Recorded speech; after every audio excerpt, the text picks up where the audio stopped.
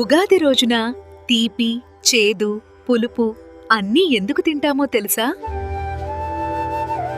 ఒకప్పుడు ఆ, ఒక రాజు తన ప్రజలకు ఒక ముఖ్యమైన విషయం చెప్పాడు.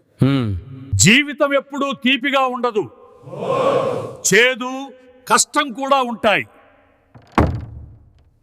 అందుకే ఉగాది పచ్చడిలో బెల్లం, వేపపూలు, చింతపండు, కారం, ఉప్పు అన్నీ కలుపుతారు. ఇది మన లైఫ్ లాంటిదే. సంతోషం, బాధ, కోపం, ఆశ్చర్యం అన్నీ కలిస్తేనే జీవితం. అందుకే మన తెలుగు సాంప్రదాయం మనకు ఒక గొప్ప మెసేజ్ ఇస్తుంది. ఉగాది అంటే కొత్త సంవత్సరం మాత్రమే కాదు, జీవితాన్ని ఎలా స్వీకరించాలో చెప్పే రోజు.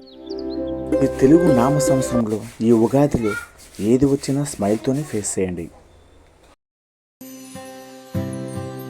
తెలుగు డైలాగ్ వీడియో చూస్తున్న యూట్యూబ్ సబ్స్క్రైబర్ అందరికీ హ్యాపీ ఉగాది. ఇలాంటివి ఇంకా వీడియోలు కావాలంటే మన ఛానల్ని సబ్స్క్రైబ్ చేయండి.